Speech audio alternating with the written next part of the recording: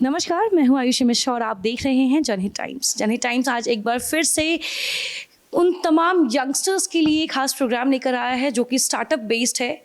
Last time आपने हमारी video में देखा था कि किस प्रकार से अगर कोई नौजवान या कोई भी व्यक्ति स्टार्टअप करना चाहता है, एंटरप्रेन्योर बनना चाहता है या सीईओ बनना चाहता है, तो आखिर वो कैसे वो प्लेटफॉर्म्स पे वो जाए। और ऐसे में हमारे साथ एक लिविंग स्टार्टअप के जो महारथी हैं वो हैं आकाश सिंह। इनसे चल के बात करते हैं।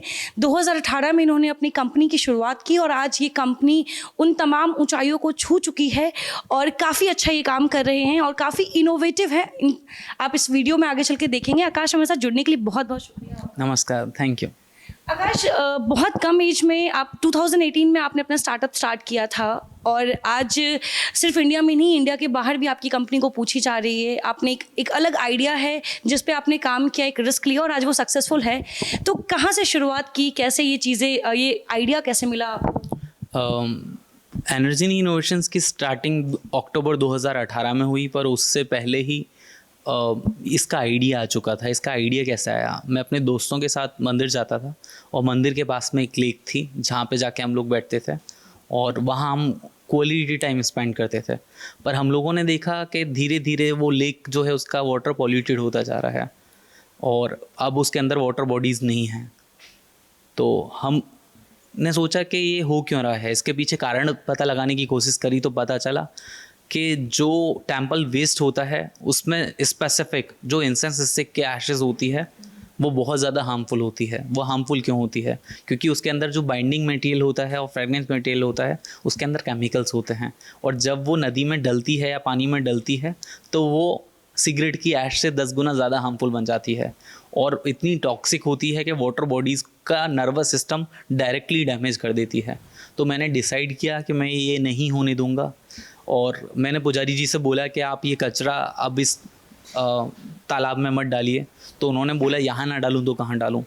इसी सवाल ने स्टार्ट करा एनर्जी इनोवेशंस को और इसी सवाल ने स्टार्ट किया एनर्जी इनोवेशंस को।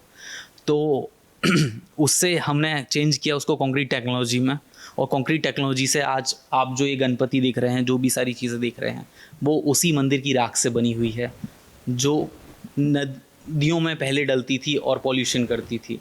ये वही मंदिर की राख है।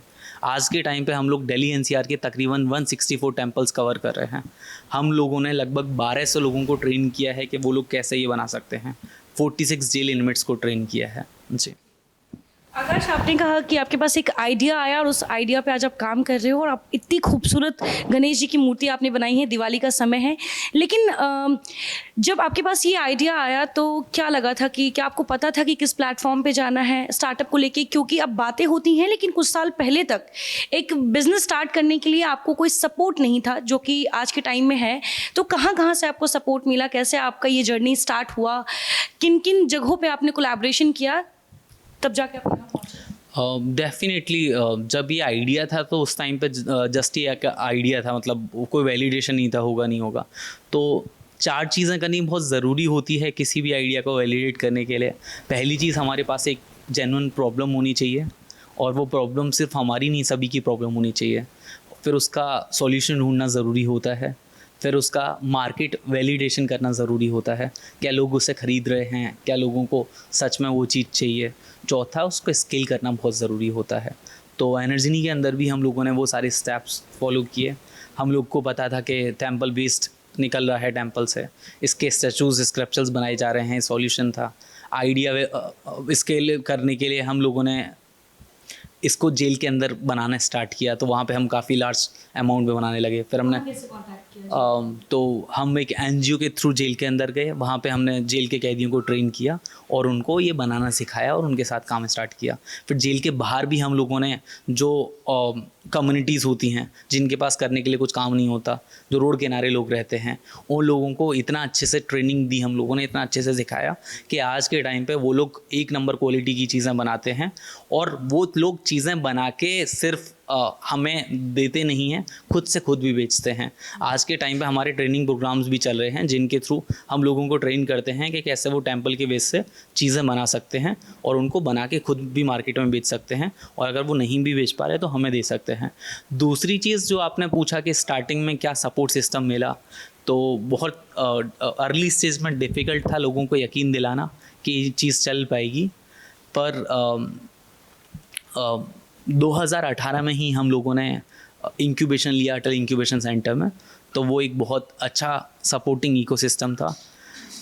उसके बाद गिव फंड्स सोशल वेंचर नाम की एक संस्था है, उन लोगों ने हमको सपोर्ट किया, उन लोगों ने हमको बोला कि आपको इस आइडिया पे काम करना है, आपको जो थोड़ी बहुत फंडिंग चाहिए वो हम देने के लिए तैयार हैं, आप ये चीज़ बनाओ और बना के बेचो, जब आपके पास पैसे आ जाएं तो आप हमें लौटा देना। तो ऐसे करके कई साइकिल्स में हमको पैसे दिए और हमने वो सही टाइम पे लौटाई भी, और एनर्जिनी ने साथ साथ ग्रो किया। हम लोगों ने 2019 दिसंबर में एक जर्मन इन्वेस्टर से फंडिंग भी रेज़ करी, और अभी होपफुली दिसंबर में हम लोग नेक्स्ट राउंड करने के लिए चाह रहे हैं। तो ऐसे ही हम लोग पूरी ईमानदारी के साथ आगे बढ़ते गए और बहुत सारे लोग सपोर्ट करते गए हम लोगों को पूरे प्रोसेस में। जैसे कि आकाश, आपको भी पता होगा कि अभी हमारे देश की सबसे बड़ी समस्या बेरोज़गारी है, अनएम्प्लॉयमेंट है, और ऐसे में एक स्टार्टअप कंपनी सिर्फ एक सीईओ का नहीं होता है, उसके अंदर काम करने वाले तमाम एम्प्लॉयज़ का होता है। तो कहीं ना कहीं अपनी कंपनी के साथ साथ हमारे देश की जो सबसे बड़ी प्रॉब्लम है उनका भी सोल्यूशन निकाल रहे हैं अपने लेवल पे। ये बहुत ज़्यादा मोटिवेटिंग है, और मैं चाहूँगी कि जो यंगस्टर्स ये वीडियो देख रहे हैं, जो भी बिजनेस पर्सन ये वीडियो देख रहे हैं, वो इन चीज़ों का थोड़ा ख्याल रखें कि जो लोग, जिन लोगों को कुछ नहीं आता है, जिनके पास काम नहीं है, एटलीस्ट आप उनको ट्रेन कर सकते हो, इस लायक बना सकते हो कि वो आपके काम आए और उनका भी घर चले इससे। आकाश, ये बताएं कि इतने कम एज में आपने इतनी चीज़ें मैनेज की, एक कंपनी स्टैब्लिश की, इतने लोग आपके अंदर काम कर रहे हैं, और काफ़ी इनोवेटिव, मतलब आप गणेश जी बना रहे हैं, वो भी मंदिर की अगरबत्ती की राख से। तो आगे क्या करने का सोचा है? इस कंपनी को आपने जहाँ से शुरुआत किया था, अब कहाँ ले जाने का सोचा है? तो हमने जब 2018 में एनर्जिनी स्टार्ट करी, उस टाइम हम लोग खुद ही टेम्पल से वेस्ट कलेक्ट करते थे और ये चीज़ें बनाते थे। उसके बाद हम लोगों ने कोलैबोरेशंस किए, पर आज के टाइम पे हम लोग इसको स्केल कर रहे हैं। और हम इसको स्केल कैसे कर रहे हैं? हम लोगों ने कम्युनिटीज़ को ट्रेन करना स्टार्ट किया है, ट्रेनिंग प्रोग्राम्स चलाने स्टार्ट किए हैं, और हमारे ट्रेनिंग प्रोग्राम्स पूरे मथुरा से लेकर मदुरई तक चल रहे हैं, जहाँ पे हम लोगों को सिखा रहे हैं कि कैसे आप इस टेम्पल के वेस्ट से प्रोडक्ट बना सकते हैं। हमारे देश में 5 मिलियन से ज़्यादा टेम्पल्स हैं, और मेरा ये मानना है कि हर टेम्पल एटलीस्ट 2 लोगों को एम्प्लॉयमेंट दे सकता है।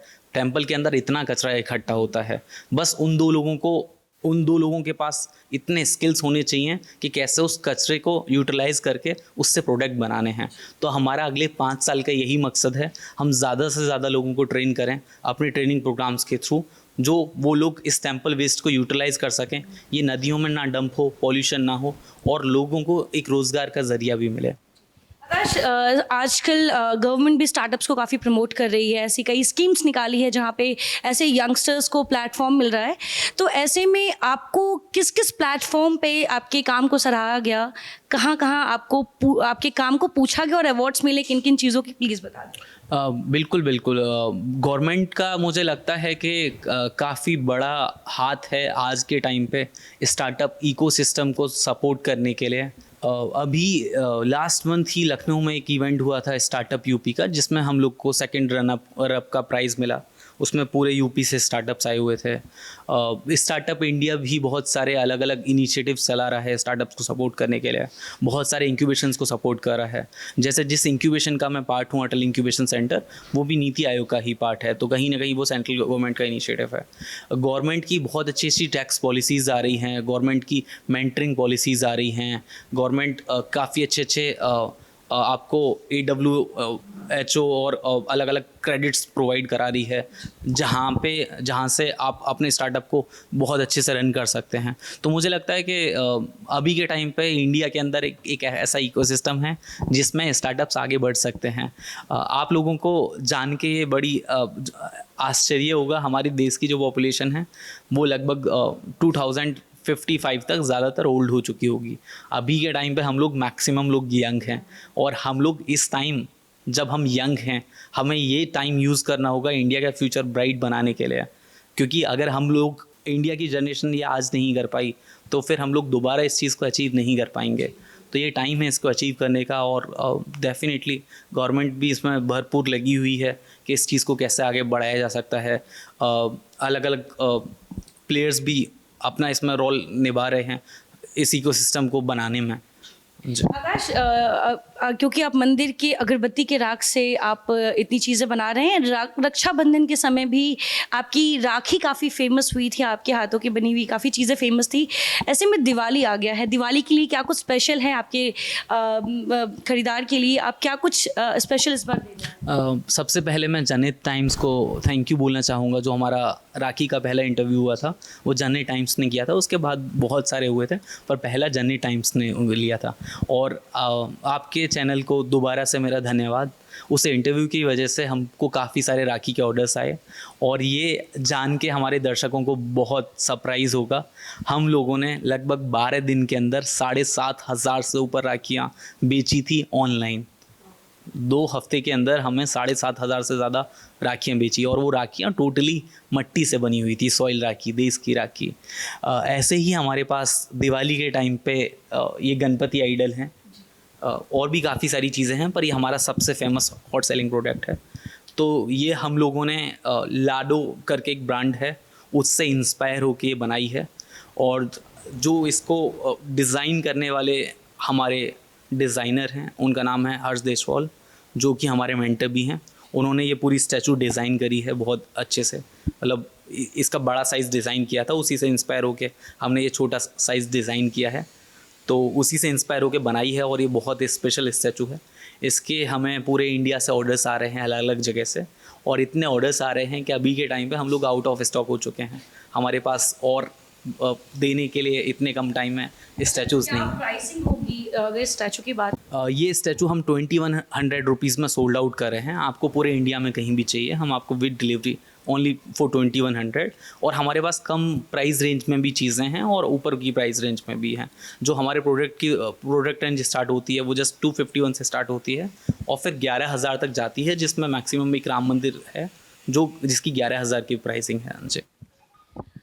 एट लास्ट आकाश, मैं चाहूँगी कि आप हमारे यंगस्टर्स को एक अपनी तरफ से एक आइडिया दे, आइडिया जो जिनके पास आइडिया तो है बट उन्हें ये नहीं पता उन्हें स्टार्ट कहाँ से करना है।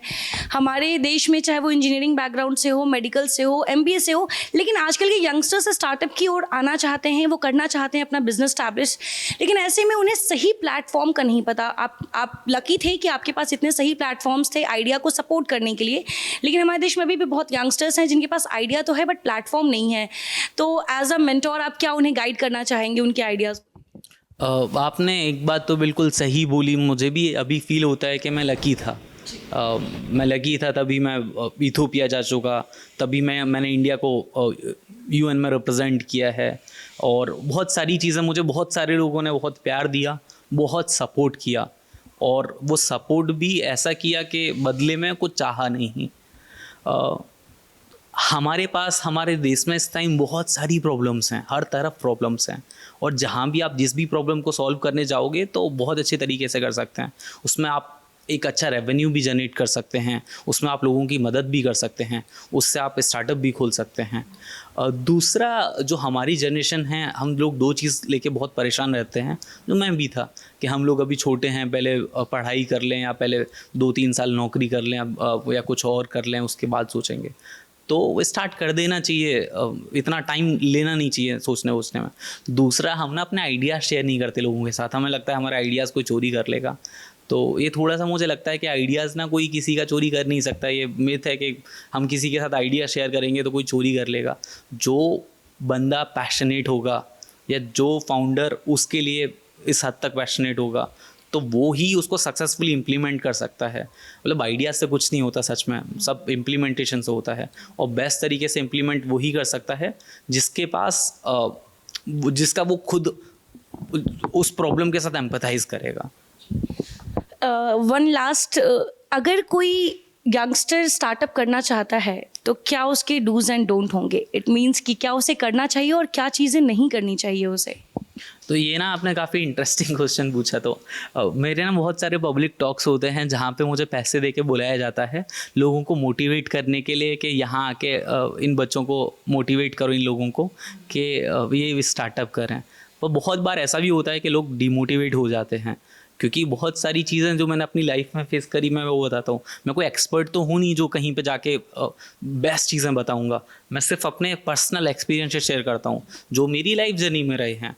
बहुत सारे बुरे भी हैं, बहुत सारे अच्छे भी हैं। तो जब मैं बुरे एक्सपीरियंसेस शेयर करता हूँ तो लोग, कॉलेज वाले लोग और बहुत सारे लोग एकदम डर जाते हैं कि आप आके यहाँ पे हमारे लोगों को डरा रहे हो। तो पहली चीज़, अगर आप स्टार्टअप ये सोच के कर रहे हो कि आपको स्टार्टअप स्टार्ट करते ही फंडिंग मिल जाएगी, तो वो मिथ है, वो नहीं मिलेगी।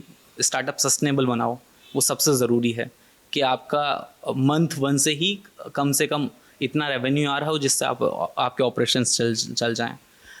दूसरा, स्टार्टअप ना ये सोच के मत करो कि भाई घूमने को मिलेगा या सेंट्रल गवर्नमेंट के इनिशिएटिव मिल जाएंगे या कोई गवर्नमेंट का फंड मिल जाएगा या कुछ भी ऐसे करके, क्योंकि वो भी बहुत चैलेंजिंग होता है, उतनी इजीली चीज़ें होती नहीं हैं। तीसरा कि ऐसे मत बोलो कि यहाँ से सपोर्ट नहीं आ रहा, पेरेंट्स सपोर्ट नहीं कर रहे, क्योंकि ऐसा होगा और बहुत बार ऐसा भी होगा कि आपको मतलब भूखा भी रहना पड़ेगा, और ऐसा भी होगा कि आपके पास बस में चलने के लिए पैसे नहीं होंगे, ऐसा भी होगा कि आप 5 स्टार होटल्स में खा रहे होगे, बिजनेस क्लास फ्लाइट्स में ट्रैवल कर रहे होगे, तो दोनों चीज़ें एक साथ होंगी उसमें। तो इस चीज़ के लिए आपको फिज़िकली मेंटली प्रिपेयर रहना होगा, वो चीज़ होती है, और वो सोच समझ के ही। और स्टार्टअप के लिए ना कम से कम आपको कम से कम 1-2 साल तो देने ही होंगे, उससे पहले कुछ नहीं होगा। 90% स्टार्टअप्स इंडिया में फर्स्ट ईयर में बंद हो जाते हैं, और जो स्टार्टअप्स 3 साल कंटिन्यू चल जाते हैं उनमें से भी मात्र 10% स्टार्टअप्स फंड उठा पाते हैं। जी, थैंक यू सो मच आकाश, हमारे साथ जुड़ने के लिए। बहुत अच्छा लगा आपसे बात करके। तो आपने जाना कि एक स्टार्टअप स्टार्ट करने के लिए आपको किन चीज़ों का ध्यान रखना ज़रूरी है। First of all, have patience. अगर आप कुछ शुरू कर रहे हैं, अगर आपके पास कोई आइडिया है और आप उस पर काम करना चाहते हैं, तो प्लीज़ थोड़ा पेशेंस रखें। आकाश ने भी आपको यही सजेस्ट किया है कि अपनी आइडिया पे भरोसा रखें। भले दुनिया को भरोसा ना हो, लेकिन आपको अगर भरोसा है तो वो ज़रूर कामयाब होगा। और ऐसे ही आकाश हमारे ही बीच से निकलकर अपनी आइडिया पर बिलीव करके आज ये यहाँ पहुँचे हैं, और हमारे देश में ही नहीं विदेशों में भी इनका नाम है इनकी आइडियाज़ और इनकी कंपनी को लेके। तो ऐसे में अगर आप भी स्टार्टअप करना चाहते हैं, एक कंपनी के CEO बनना चाहते हैं, तो इन चीज़ों का ख्याल रखें। और हमारा ये वीडियो आपको कैसा लगा कमेंट बॉक्स में ज़रूर बताएं, और अगर आपके पास भी आइडिया है तो ज़रूर शेयर करें। जैसा कि आकाश ने कहा कि आइडियाज़ शेयर करनी चाहिए, इससे आपको एक सही सजेशन मिल सकता है। फिलहाल तब तक के लिए बने रहे जनहित टाइम्स के साथ। धन्यवाद।